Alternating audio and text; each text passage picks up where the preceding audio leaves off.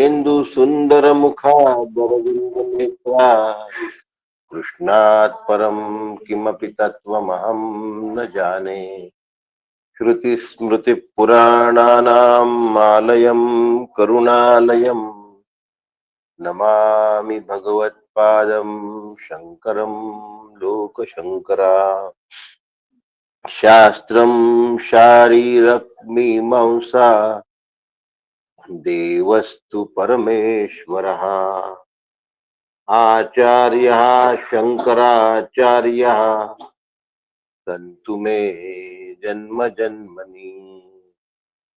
कृते श्रीगणकाचार्य त्रेतायां मुद्गलो मुनि। द्वापारे भृगुव्यासौ च कलौस्तु शंकरः स्मृतम्। शंकरः शंकराचार्यः सद्गुरु सर्वसन्निभः। सर्वेषां शंकरः सन्तु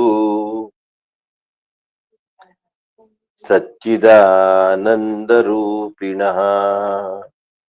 ज्ञानदं सद्गुरुं शान्तम् अज्ञानारण्यदाहकम् नमामि परमाचार्यं श्रीमत्शंकरधारिणम्। सदाशिवसमारम्भाम् शंकराचार्यमध्यमाम् अस्मदाचार्यपर्यन्ताम् वन्दे गुरुपरम्परा। वन्दे गुरुपरम्परा। वन्दे गुरुपरम्परा। सद्गुरुनाथ महाराज की जय।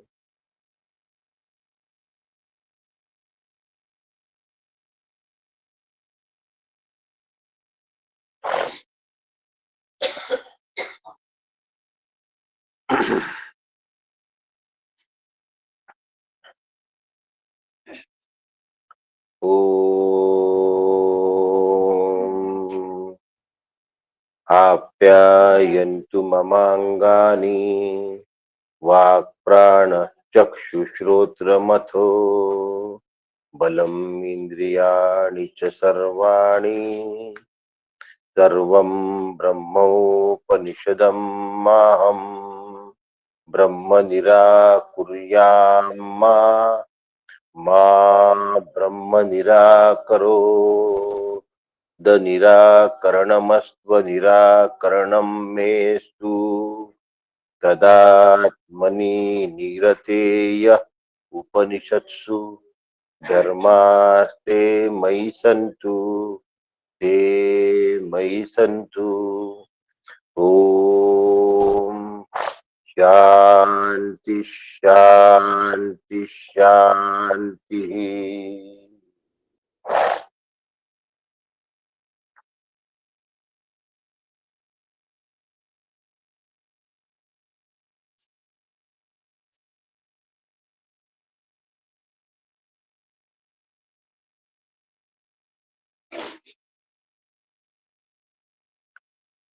आपला शांती पाठातला ओंकार झालाय आणि आप्यायन्तु ममांगानी एवढा भाग झालाय.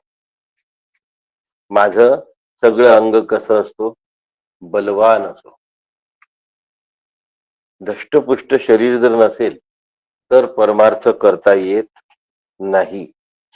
आणि हेच उपनिषदांना सांगायचं आहे.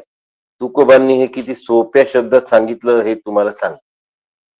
काय म्हणतात, धकाधकीचा मामला कैसा घडे अशक्ताला.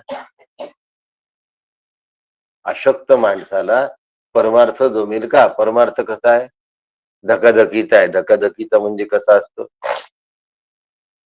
टक्के टोणपे खावे लागतात.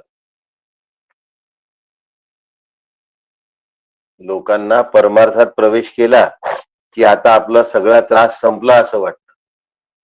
त्रास होण्याचा सगळ्यात प्रारंभ कुठे आहे? परमार्थात. कशाचा त्रास आहे? मनाविरुद्ध वागावं लागतं. शास्त्राप्रमाणे जगावं, शास्त्राप्रमाणे जगावं आणि मनाविरुद्ध वागावं. मुरडोनी या मन अनुभवा येत असे. आवडेल का हो आम्हाला? परमार्थ आवडेल का? आणि म्हणून परमार्थात येणाऱ्यांची संख्या किती आहे? 4%. 80, 16 अधिक 4. कर्मवादी 80, उपासनावादी 16 आणि ज्ञान प्रवर्तक 4. आणि म्हणून धकाधकीचा मामला कैसा घडे अशक्ताला. अशक्त माणसाला मोक्ष मिळण्याची शक्यता नाही. कसं आहे? आम्हाला उपास करून तब्येत बिघडवण्यामध्ये काय आहे? रस आहे, आवड आहे. खूप आवडतं आम्हाला. हा उपवास करा, तो उपवास करा, तो उपवास करा. नुकतेच 9 दिवसाचे उपवास झालेले आहे. आम्ही पाणी पिऊन राहतो. आम्ही बिनमिठाचे उपवास करतो. बलवान कोण होत आहे? आम्ही. मी काय केलाय? बिना मिठाचा उपवास केलाय. मी काय केलाय? पाणी न घेता दिवस काढलेले आहे. मी फक्त फळावरच राहतो. जमतं बरं का. एकदा निर्धार असला तर हे जमतं. ब्रह्मस्वरूपाचा निर्धार टिकवणं जास्त कठीण आहे. बाकी सगळे निर्धार टिकवता येतात. 15 मिनिटं झोपून बाकी वेळ युद्ध करणं सद्दाम हुसेनच्या सैनिकांना शक्य झालं होतं. आणि ते 15 मिनिटं ते बसल्या बसल्याच झोपत होते. त्यांना ट्रेनिंगच कसं दिलं होतं? टास्क फोर्स नाव दिलं होतं त्यांनी. सगळं शक्य होतं, पण ब्रह्मस्वरूपाचा निर्धार टिकवणं महाकठीण आहे. म्हणून धकाधकीचा मामला कैसा घडे अशक्ताला. आणि म्हणून तपोधर्मा कर्मेची प्रतिष्ठा. माझं वाणी बलवान असू दे, म्हणजे समोरच्याची निंदा माझ्याकडनं घडू नये. अवास्तव स्तुती सुद्धा त्याची होता कामा नये. खूपदा काय होऊन जातं, इतकी जास्त स्तुती करतो आपण त्या माणसाची की नको वाटतं. अवास्तव स्तुती नाही ती स्तुती करणं, हेही काय आहे?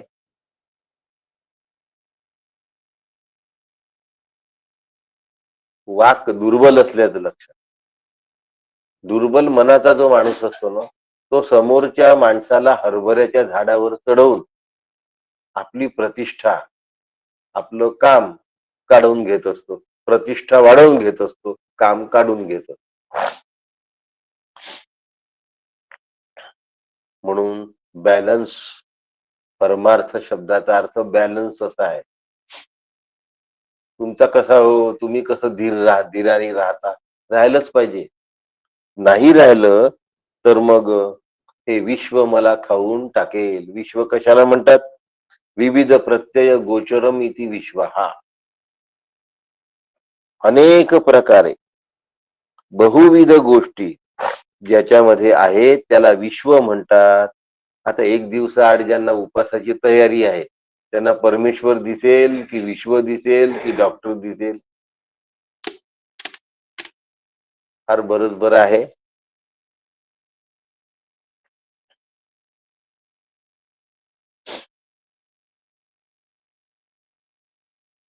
शरीर शोषणा या नाव तप, हा मूर्खाचा खटाटोप.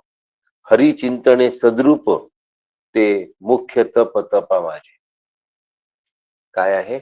शरीर शोषणा या नाव तप, ते प्रारब्ध भोगानुरूप. नाथ महाराज. हरिचिंतने सद्रूप, ते तप तपा माझे. नाथ महाराज.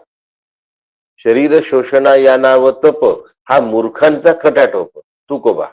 तुकोबा जरा काय आहे, सरळ सरळ हाणतात.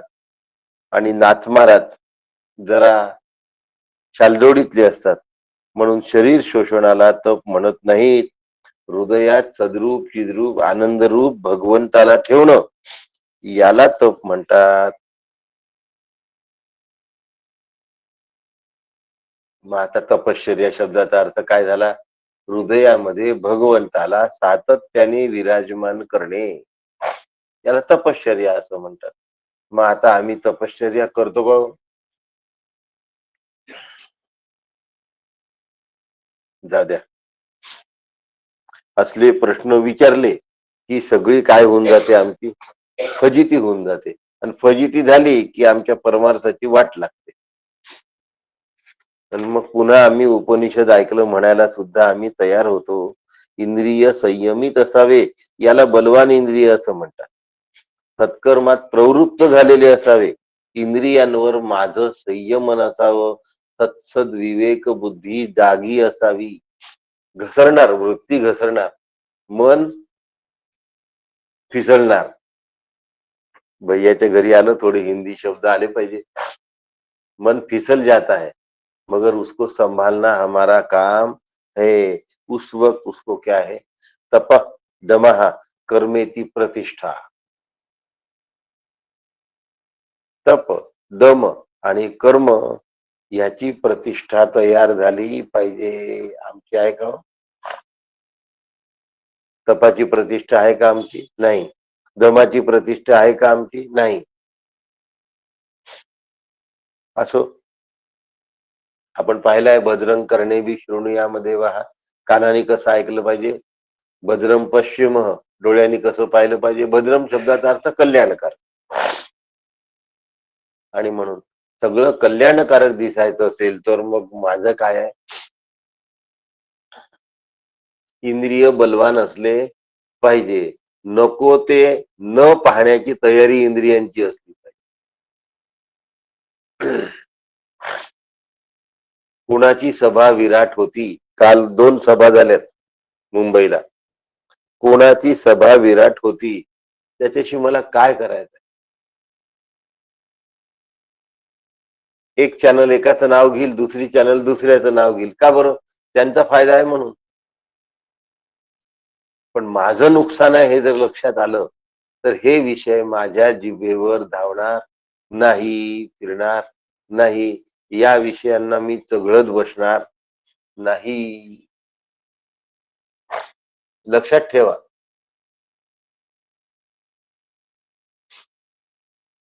व्हिडिओ चालू असला की त्यांना रिमूव्ह करण्याशिवाय पर्याय राहत नाही. आणि म्हणून आपण आपल्या विषयावर येऊ. सर्वम ब्रह्मोपनिषदम. सर्वम ब्रह्मोपनिषदम. सगळं ब्रह्म कुठे कळणार आहे? उपनिषदांमध्ये कळणार आहे, अन्यत्र कळणार नाही. फिजिक्स कळायचं असेल तर फिजिक्सचं पुस्तक घ्यावं लागेल. केमिस्ट्री कळायचं असेल तर केमिस्ट्रीचं पुस्तक घ्यावं लागेल. स्वयंपाकाची माहिती हवी असेल तर रुचिरा घ्यावं लागेल. तसं ब्रह्मस्वरूपाचं ज्ञान करून घ्यायचं असेल तर वेदांतो नाम उपनिषद प्रमाण. हा प्रमाण ग्रंथ कोणता? उपनिषद. मग आता विश्वाची निर्मिती कशी झाली? विश्वाच्या मागे काय आहे? आता विश्व शब्द वापरला, मग याचा अर्थ विश्व आम्हाला मान्य आहे. सर्वसामान्याला जग दिसतं. विश्व म्हणजे जग म्हणूया आपण. अख्खं ब्रह्मांड असा त्याचा अर्थ आहे. आपल्या पुरतं आपण जग एवढा अर्थ घेऊ. आता सगळ्यांना जर विश्व दिसत आहे तर मग विश्व कसं निर्माण झालं हा प्रश्न निर्माण झाल्याशिवाय राहत नाही. याचा अर्थ विश्वाच्या मागे कारण असलं पाहिजे आणि कर्ता असला पाहिजे. मग आता जो कर्ता असतो त्याला निमित्त कारण असतं, आणि जे अनुस्यूत असतं विश्वामध्ये त्याला उपादान कारण असं म्हणतात. ईश्वर त्याचं निमित्तोपादान कारण आहे. विश्व हे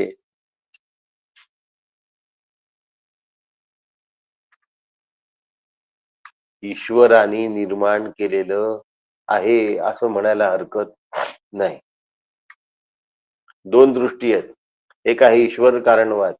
कातीण ज्याप्रमाणे आपलं घर आपल्याच जवळच्या मटेरियल मधून करते, तसं विश्व ईश्वराने स्वतःच मटेरियल होऊन तयार केलेलं आहे.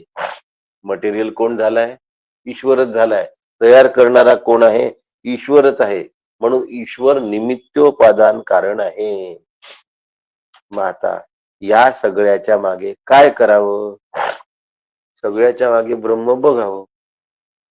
काय करणार? सर्वम ब्रह्म उपनिषदम. उपनिषद सांगतं या सगळ्या कारणांच्या मागे कारणम विना कार्यम न विद्यते.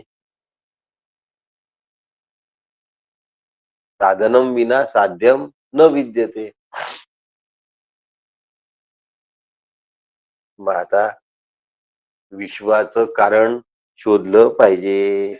मग आता दुसरी गोष्ट, कारण सत्य आहे आणि विश्व भ्रमरूप आहे, असा एक अर्थ घ्यायचा. आणि कारण हाही अध्यास आहे. अधिष्ठानावर कारण आणि कार्य दोन्हीही अध्यास आहेत. आणि अशा पद्धतीने जग झालेलेच नाही पर्यंत आपण जाऊ शकत नाही. मग जग झालंय असं म्हणायचं आणि मग झालेलं जग ब्रह्मरूप आहे असं म्हणायचं. मग आता सर्वम ब्रह्मोपनिषद हे काय आहे? सगळं ब्रह्मरूप झालेलं आहे. विश्व काय आहे? ब्रह्मरूप झालंय. मग आता ब्रह्मरूप विश्वामध्ये मला कसं राहिलं पाहिजे? ब्रह्म बघत राहिलं पाहिजे की नाही? साखरेचा सोफा सेट रुखवंतातला पाहिला की तो सोफा सेट एकदा साखरेचा आहे कळलं की साखरच दिसते की नाही सगळीकडे. मग आता हे सगळं जगत ब्रह्मरूप आहे हे कळल्यानंतर सर्वम ब्रह्मोपनिषदम, मला ब्रह्म दिसलं पाहिजे. मग आता जर दिसलं पाहिजे तर मग मला ते दिसतंय का? मला ते कळायला कळतंय का? आता ब्रह्म शब्दापासून बोलणं सुरू करू. काय होतं? आपण एखादं नाव घ्या.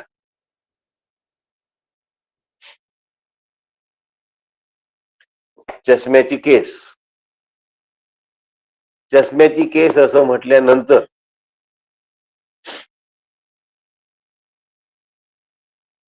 याला चष्म्याची केस म्हणतात असा त्याचा अर्थ झाला की नाही? पक्का झाला. म्हणजे चष्म्याची केस म्हटल्यानंतर चष्मा नावाची किंवा केस नावाची गोष्ट आपल्याला दाखवता येते. घट म्हटल्यानंतर मडकं आम्हाला दाखवता येतं. ब्रह्म म्हटल्यानंतर ब्रह्म का नाही दाखवता येत? याचा अर्थ ब्रह्मस्वरूपाचं ब्रह्म हे नाम नाही. नाम कशाचं असतं? जिथे रूप असतं तिथे नाम असतं. जिथे रूप असतं तिथे नाम असतं. म्हणून ब्रह्म अरूप असल्यामुळे ब्रह्माला ब्रह्म हे नाव सुद्धा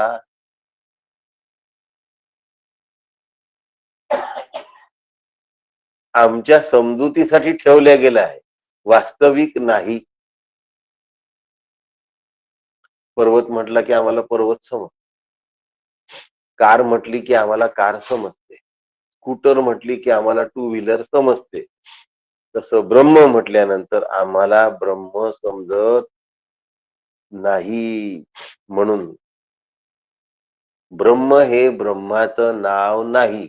आत्मा हे आत्मस्वरूपाचं नाव नाही. आम्हाला ते स्वरूप समजण्यासाठी आम्ही त्याला काय केलंय? नावाचं. म्हणून सर्व औपनिषद, म्हणून उपनिषदामध्ये ब्रह्मतत्व सांगितलं गेलं असलं तरीही त्यांनी ब्रह्मतत्वाचा अंदाज येऊ शकतो, पण ब्रह्मतत्व कळू शकत नाही. मग ब्रह्मतत्व कळायला कुठे जावं लागेल? श्री गुरूंकडे. वेदांतो नाम उपनिषद प्रमाण. हा वेदांत सार सांग. वेदांत सारातला दुसरा मंत्र आहे. मग आता उपनिषद जर प्रमाण आहे हे जर आमच्या लक्षात आलेलं आहे तर मग उपनिषदांचा अभ्यास करायचा. परंतु विश्वाच्या कारणाचा विचार करायचा आणि स्वरूपापर्यंत जाऊन पोचायचं. मग आता विश्वाकडे बघण्याची माझी दृष्टी बदलली पाहिजे.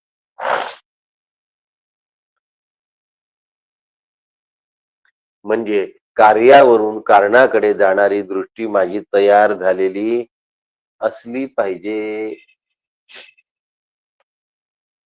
काल एका साधिकेने मला प्रश्न विचारला. काय प्रश्न विचारला?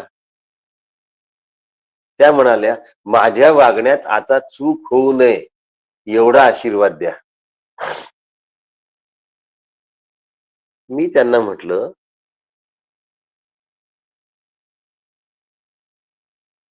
कि गलती होने का मतलब क्या है?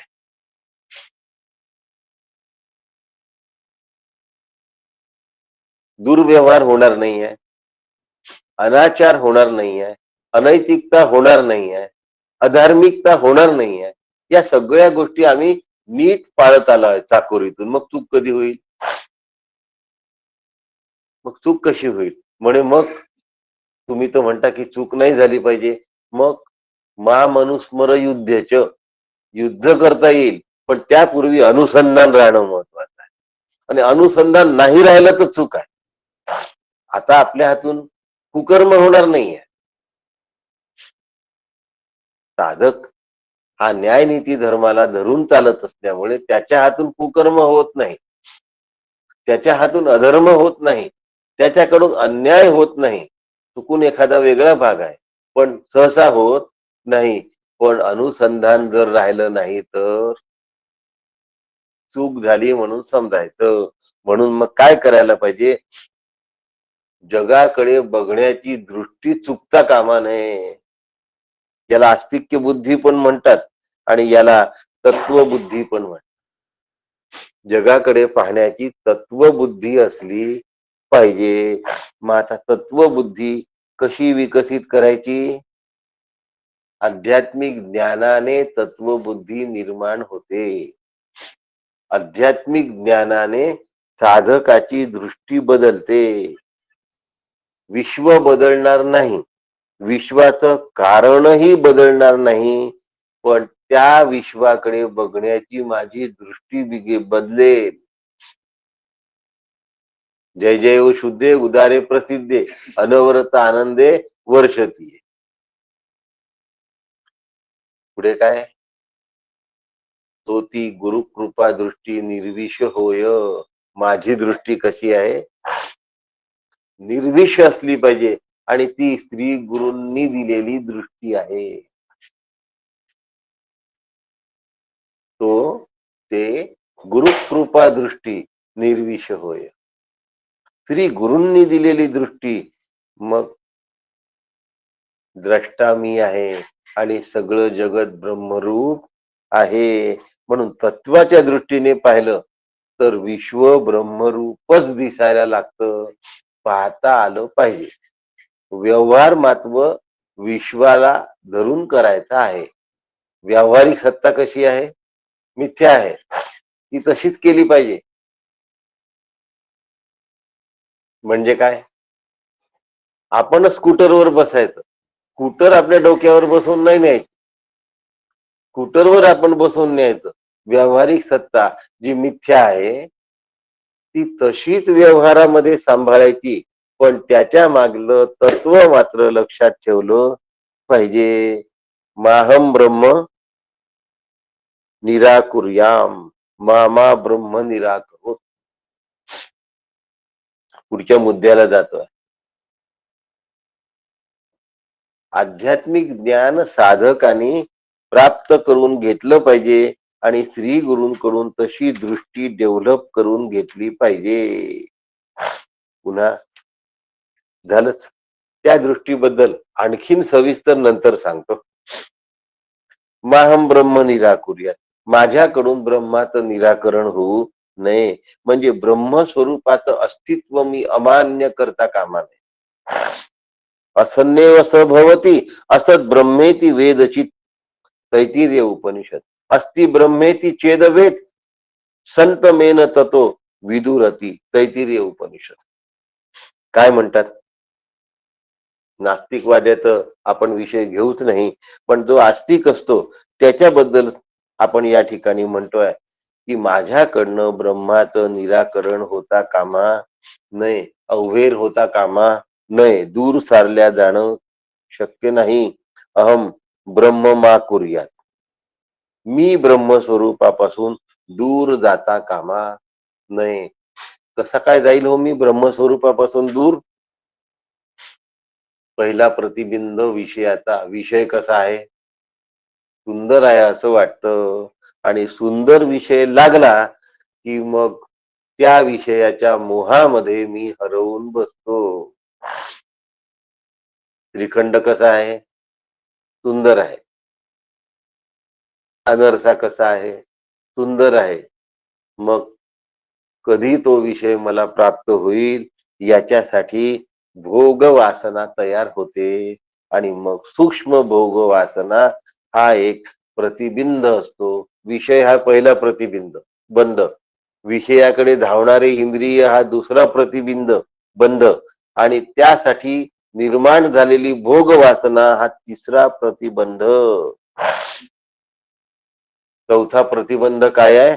शास्त्राचा अभ्यास करून काय करायचं? शास्त्राची गरज आहेच का? नाही नाही, तुझ्या बुद्धीने. खूप लोक आपल्या मनाने परमार्थ करतात, अनेक लोक आपल्या बुद्धीने परमार्थ करतात, त्यांचा परमार्थ खूप केल्यासारखा होतो, पण काठावर बांधलेल्या नावेप्रमाणे रात्रभर वल्लवत राहिले पण नाव काही समोर जात नाही, असं असतं. रात्रभर मेहनत केली नाव चालवण्याची, पण ती नाव काठावर बांधलेली होती, तेवढं सोडायचं राहून गेलं. बंधनातून सुटण्यासाठी श्री गुरूंच्या मदतीची नितांत आवश्यकता आहे. नाहीतर वर्षानुवर्ष साधन केल्या नंतर सुद्धा हाती काहीच लागत नाही.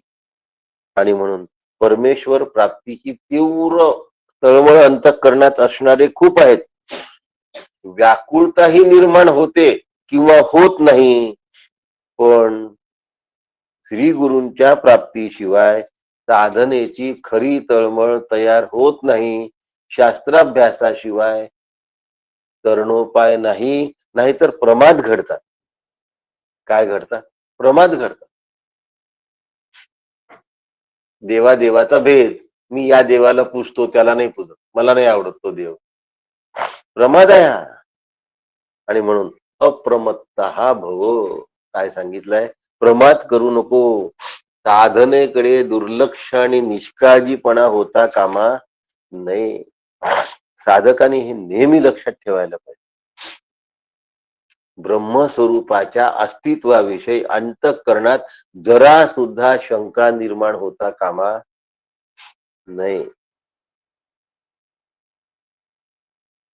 आता सावध राहण्याची गरज आहे की नाही अशा ठिकाणी?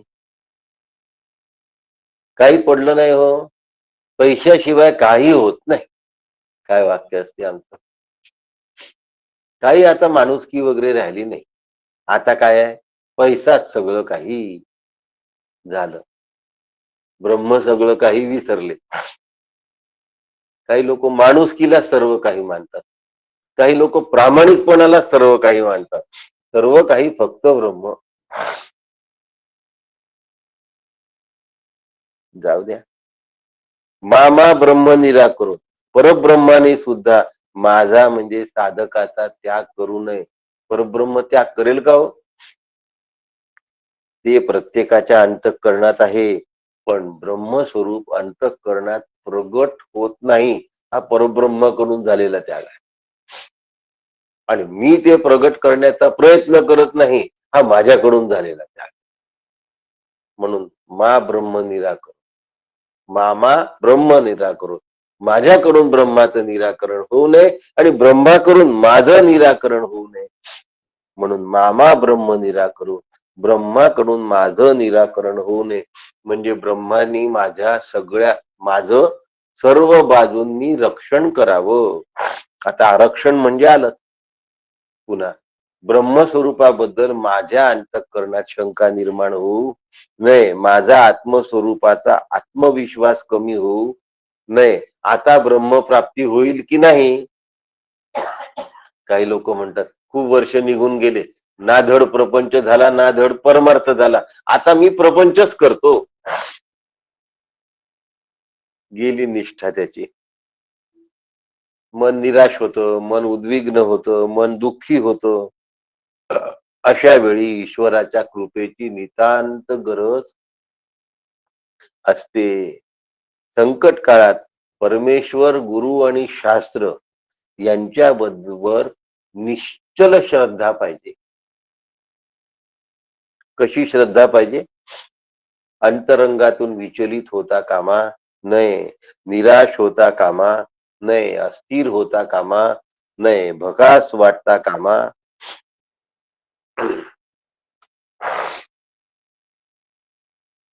काल मीच एका साधिकेला फोन केला होता. असं वाटलं की त्या खूप दुःखात आहेत, म्हणून काल मी स्वतःहून आपणहून फोन केला.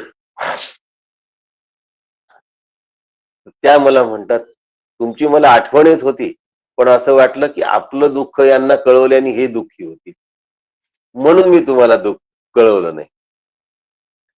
आता कोणाच्याकडे सुखाची वार्ता असेल, त्यांनी जर मी सुखी होत असेल आणि दुःखाच्या वार्तेने जर मी दुःखी होत असेल,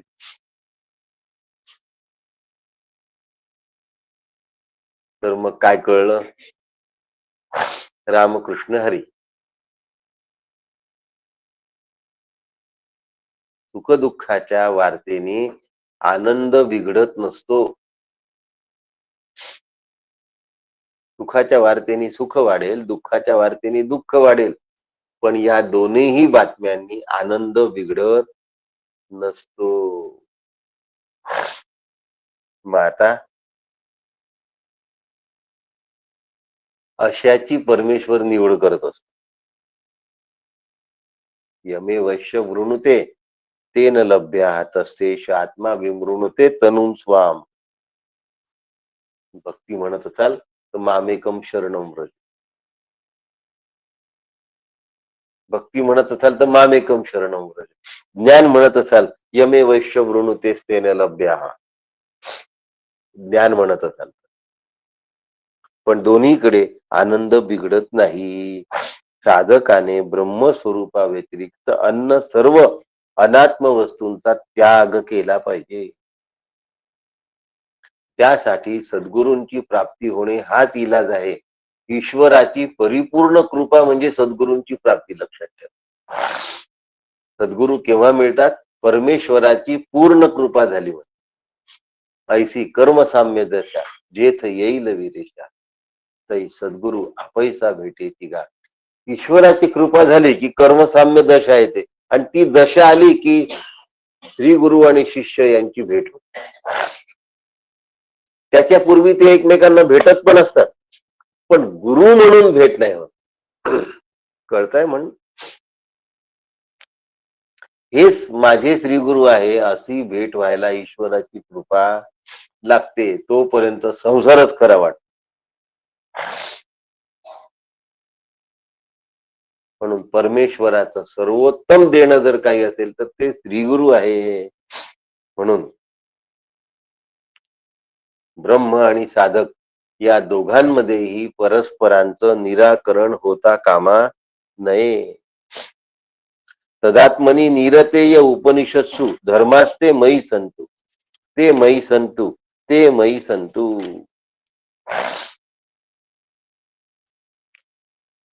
आमचं काय होतं, साधना करायला लागत नाही तर आम्ही 4 दिवसातच सोडून देतो.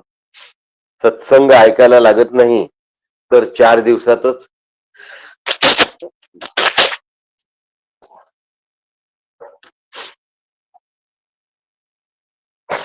त्याचं काय झालं?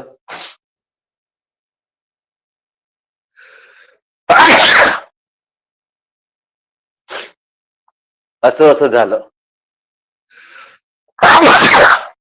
म्हणून आम्ही येऊ शकलो नाही. न येण्यासाठी कारण तयार असतात आमच्यात. प्रपंचात असतात का हो कारण तयार?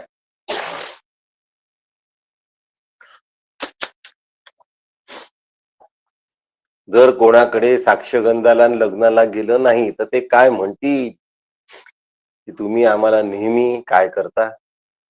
प्रपंचामध्ये काय असतं? 2 कार्याला जा, तिसऱ्या कार्याला जाऊ नका. लगेच उत्तर येतं, तुम्ही आमच्याकडे कधीच येत नाही. 3 मुलं आहेत. त्यातल्या 2 कार्यांना गेले आहेत. तिसऱ्या कार्याला गेले नाही. लगेच सांगण्यात येतं, तुम्ही आमच्याकडे कधीच येत नाही. तुमचं लक्षच नसतं आमच्याकडे. तुम्हाला आमच्याबद्दल काही वाटतच नाही.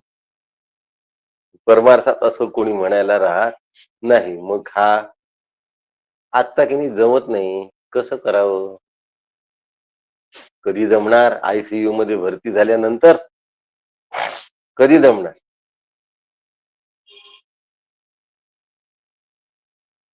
जमवत नाही हा महत्वाचा भाग. का जमवत नाही? जमवण्याची इच्छा जाऊ द्या. पुढे करू. घरातल्या अर्धांगाची आम्हाला अनुकूलता नाही. मुलं बाळ नाही म्हणतात. बाकी वेळेला नाही मुलं बाळांचे मत घेत की मी पैसा कमावू की नको कमावू, कमावलेला जवळ ठेवू की तुला देऊ. मत घेऊन पहा. मुलं बाळ म्हणतात आम्हालाच द्या, तुम्ही कशाला ठेवता. तिथे मत नाही घेणार. मत कुठे घेतील? गुरु करू की नको करू, गुरूंकडे जाऊ की नको जाऊ, परमार्थ करू की नको. तिथे मात्र आम्हाला काय लागतं? मेजॉरिटी. आणि म्हणून आम्ही ब्रह्माच्या जवळ जाऊ शकत नाही. ब्रह्म आमच्या जवळ प्रगट होऊ शकत नाही. श्रीगुरु नुसते मिळाले म्हणजे काम होत नसते हो. श्रीगुरूंची प्राप्ती याचा शब्दाचा अर्थ फक्त गुरूंचा अनुग्रह होणे असा नाहीये. गुरुत्वानी अंतःकरणामध्ये मी टिकवले आहेत का, हा महत्वाचा. गुरु करून टाकले, पुन्हा गुरूंना भेटायचं काम नाही. आपल्या साधनेच्या अडचणी विचारायचं काम नाही.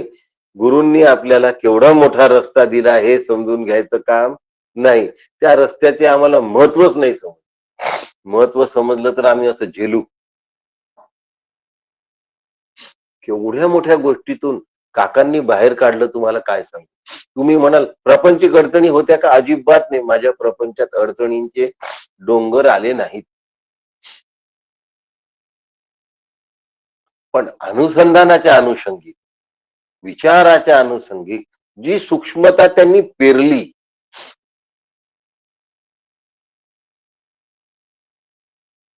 ती सूक्ष्मता अत्यंत मोलाची आहे. पण ते महत्व आम्हाला समजलं तर ना.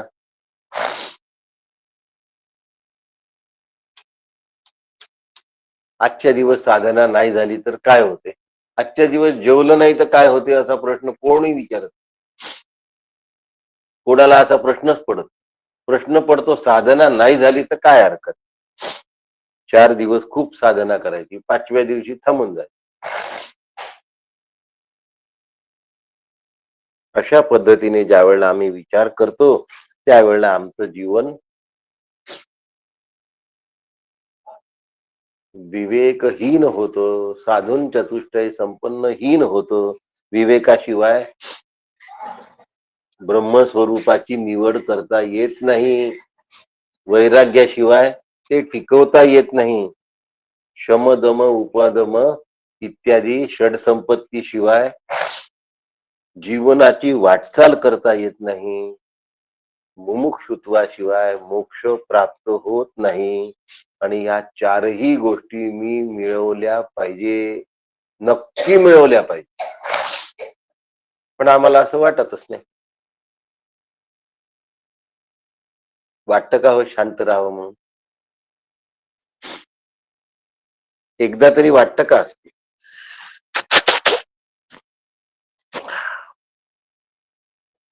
ब्रह्म कसं आहे? सद्रूप आहे. काय सांगितलं श्रीगुरूंनी? ब्रह्म सद्रूप आहे. सद्रूप आहे म्हणजे त्रिकालेपी तिष्ठती इति सत, आणि तू ब्रह्म आहेस. मग आता ब्रह्म सद्रूप आहे आणि मी ब्रह्म आहे, मग मी मरेल का हो? मरण्याची भीती वाटायला पाहिजे का हो? पण डोळ्यासमोर अडचणी निर्माण झाल्याबरोबर काय होतं?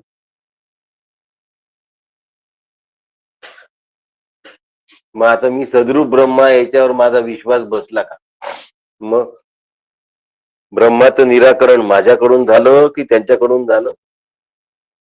त्यांच्याकडून फारसं नाही होत, आमच्याकडून नेहमी नेहमी होत. मी चिद्रूप ब्रह्म आहे. मग आता ज्ञानाची गरज आहे का याच्यानंतर? चिद्रूप म्हणजे ज्ञानरूप.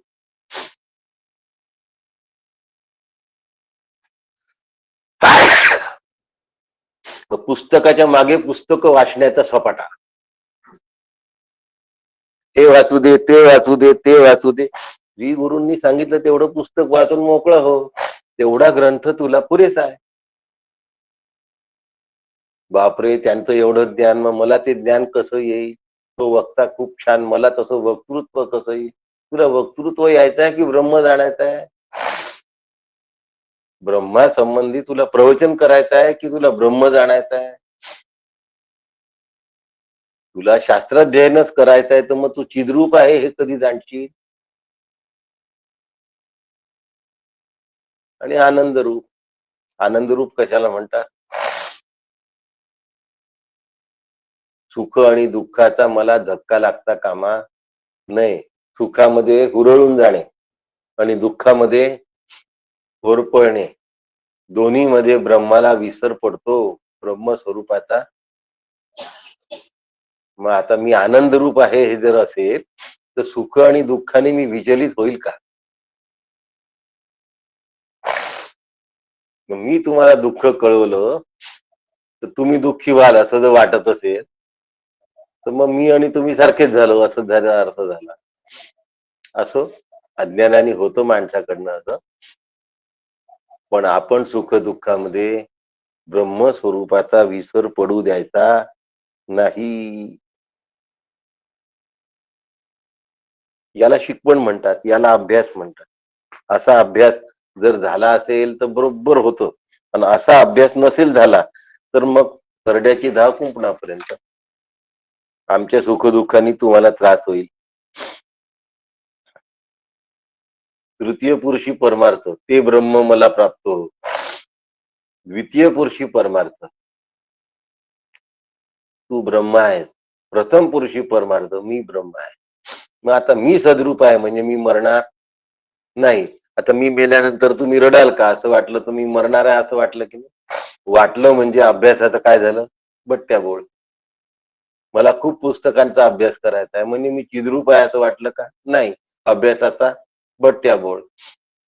कोणी मला दुखवलं त्याने मी वाईट वाटलं मला, म्हणून मी आनंद रूप आहे हे मला वाटलं नाही, अभ्यासाचा बट्ट्या बोळ. प्रत्येक वेळेला माझ्याकडनं काय होतं? अभ्यासावर पाणी फिरले जातं. म्हणून मला ब्रह्मप्राप्ती झाली पाहिजे, एवढ्या सदिच्छे पोटी ब्रह्मप्राप्ती होत नाही. त्यासाठी काय करावं लागेल? प्रयत्न करावे लागतील. सोहम अहम ब्रह्मास्मी, अयम आत्मा ब्रह्म, प्रज्ञानम ब्रह्म, याचं चिंतन करावं लागेल. ते मी आहे या अनुभवापाशी मला स्थिर राहावं लागेल. निश्चयाचे बळ तुका म्हणे तेची फळ, तेची फळ. म्हणून निश्चयाचा जर चांगला तयारी केली असेल, देह तादात्म्य जर गेलं असेल, मी अवस्थात्रयाच्या अतीत आहे हे जर मला कळलं असेल, मी तीन अवस्थांच्या काय आहे? अतीत आहे म्हणजे पलीकडे आहे. मग आता अवस्था मला व्यत्यय करता कामा नये. जागृतीमध्ये मी व्यथित होता कामा नये. स्वप्नामध्ये, तिसरी सुषुप्ती, झोप न झाल्याने माझी चिडचिड होता कामा. शरीराला अस्वस्थ वाटू द्या, मन चिडता कामा. मी सुखी दुःखी होण्याचा प्रश्नच कुठे उद्भवतो? पण आम्ही झाल्याशिवाय राहत नाही. मी अवस्थात्रयांचा साक्षी आहे. अवस्थात्रयांच्या अतीत आहे म्हणजे मी 3 अवस्थांचा साक्षी आहे. मग आता अवस्था मला त्रयस्थ म्हणून बघता आल्या पाहिजे अंपायर सारख्या. काय असतं अंपायर? टीम कोणतीही जिंको, खेळ कोणी नीट खेळला हे बघण्याचं काम अंपायरचं असतं. पण तो त्या खेळणाऱ्यात इन्व्हॉल्व नाही. सेंचुरी मारली तर टाळ्या वाजवत नाही आणि आऊट झाला तर दुःख करत नाही, बॅट आपटत नाही, हातपाय, त्याला साक्षी म्हणतात. मग आता मलाही माझ्या प्रपंचामध्ये साक्षी रूप राहता आलं पाहिजे. येथ जे जे जाणावे ते ब्रह्मची असे आघावे, म्हणजे मला ब्रह्म कळेल. येथ उपनिषद आळवे परोपरी, उपनिषद हे समजावून सांगताय. तदात्मनी निरतेय उपनिषत्सु धर्मास्ते मयी संतु, शेवटचं चरण आहे. अध्यात्मामध्ये रत झालेला मी त्याच्या ठिकाणी सांगितलेली ब्रह्मविद्या प्रगट हो. शांतो दांतो उपरत स्थितिक्षु समाहितो भूत्वा आत्मनी एव आत्मा नम पश्येत. मला राहता आलं पाहिजे की नाही हो शांत दांत. दांत म्हणजे काय? शांत म्हणजे काय? शमदम उपरम या सगळ्या गोष्टी माझ्या अंतःकरणामध्ये. अशांत मन निकृष्ट स्तरावर जात. काय जात? निकृष्ट स्तरावर जात. आणि असं निकृष्ट स्तरावरचं मन उपनिषदाचे मंत्रांचे अर्थ उचलू शकत नाही. म्हणून मग मला शांत राहिलं पाहिजे. श्री गुरूंनी शिकवलेल्या आदेशाप्रमाणे माझं जीवन मला घडवून घेता आलं पाहिजे. कोणाला घडवायचं आहे? नाही तर गुरु घडवतात, अशा भ्रमामध्ये राहू नका. गुरु जीवन घडवत नाही. जो साधक साधना करत नाही त्याच्या जीवनाचं नुकसान त्यांनी केलेलं आहे, लक्षात ठेवा. जो संपूर्ण श्रद्धेनिशी साधना करतो त्याचं जीवन त्याला ब्रह्मस्वरूपाकडे घेऊन जात. अशा पद्धतीने जर मी माझं जीवन घालवत असेल तर ओम शांती शांती शांती असा शांतीपाठ आज आपण पूर्ण केलेला आहे. उद्या शैला काकू पुढचं प्रवचन घेतील. मी बाहेर गावला आहे. माझे बाहेर प्रवचन आहेत. उद्या 2 प्रवचन करायचे आहेत. बाहेर जाऊन परत यायचं आहे. तर उद्या शैला काकू घेतील आणि परवाला भगवद्गीता राहील. सोमवारी पुन्हा या ठिकाणी ऑफलाईन आपण जमूया. बाकीचे ऑनलाईन जमतील. पण उद्या ऑफलाईन नाही आहे, उद्या ऑनलाईन आहे. शैला काकू उद्या याच्या पुढचा भाग जो त्यांना घ्यायचा आहे तो उद्या सकाळी घेतील.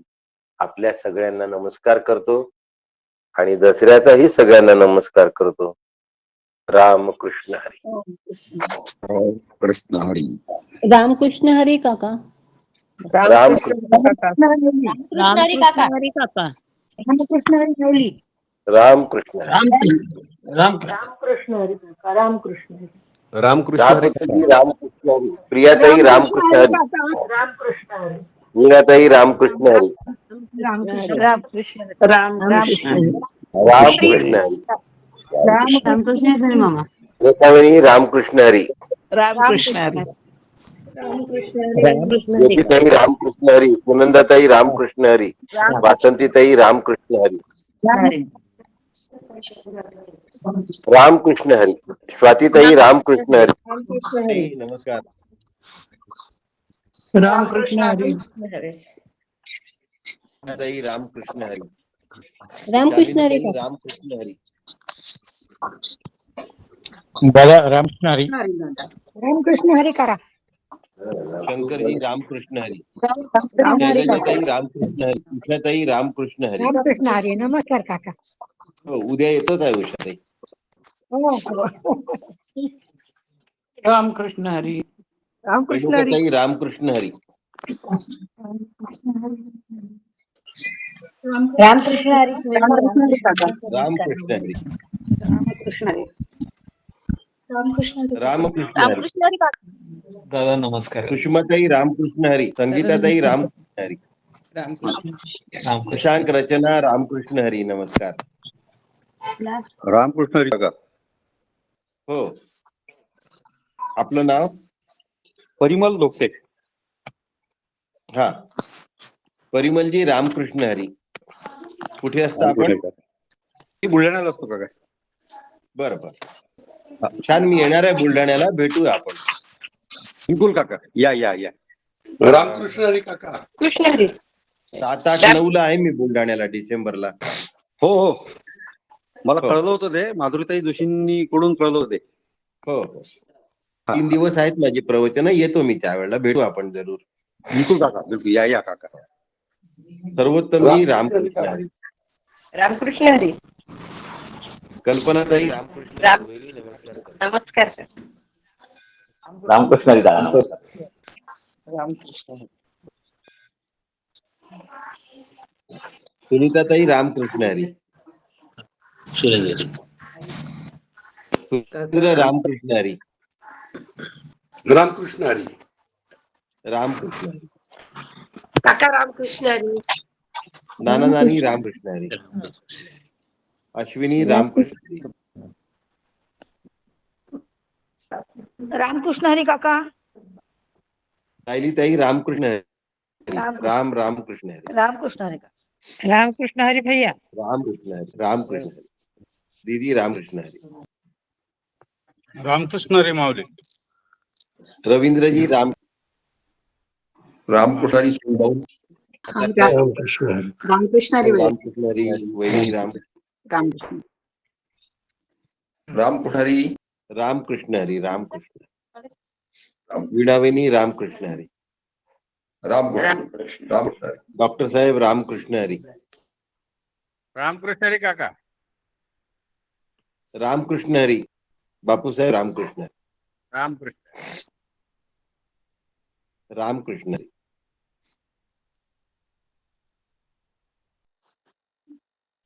रामकृष्ण हरी काका.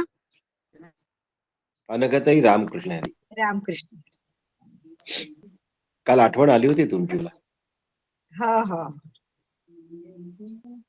दसऱ्याचा काल दसरा झाला, पाया पडते, नमस्कार करते. रामकृष्ण. प्रदीप पांडे रामकृष्ण हरी. प्रदीप पांडे रामकृष्ण हरी. रामकृष्ण.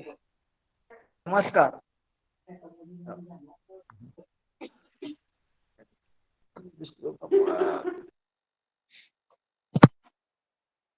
प्रीतीताई रामकृष्ण हरी.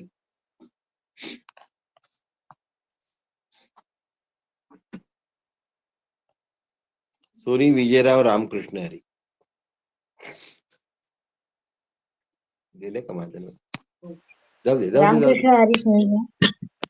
हो, वीणाताई नमस्कार. रामकृष्ण हरी. मुरगुडला निघाली आहे. हो, कल्पना आहे मला. हो, मी काल शैलाताईला म्हटलं. रामकृष्ण. इकडनं लागला तर व्हिडिओ करते, लागला तर. बर, काय हरकत नाही. रामकृष्ण हरी. आज एकादशी आहे. हो, आज एकादशी आहे. खूप हो. छान. साक्षात तुळस घेऊन जा. भगवंत भेटले. हो, सुनील भाऊ, मी बऱ्याच वेळेला घरी खूप तुळस उगवली आणि काकांना मी तुळशीचा हार नेते. हो, श्री गुरूंच्या आवडतं म्हणजे मस्तकावर काकू. तुळस व्हायची असते. हो का? हो, हा, बर बर. श्री गुरूंच्या मस्तकावर हो. तुळस व्हायची असते. तुळस फक्त श्री बर गुरूंच्याच बर. मस्तकावर व्हायची असते. हा हा, बर. हम्म. कारण मी हार नेते करून तुळशीचा, घरातल्या फुलांचा, अगदी हमखास नेते. मस्तकावर तुळस आता व्हायची असते सुद्धा श्री गुरूंच्या. हम्म. बर बर, हे नव्हतं मला माहिती. हा, मी हे नक्की आज वाहीन. हो. आजपासून नेहमी वाहीन अगदी. हम्म. वा वा वा, किती छान सांगितलं, अगदी वेळेत. ठीक आहे, चालेल. हो बंद करू. होय चालेल. सोन्याचंही तसंच आहे.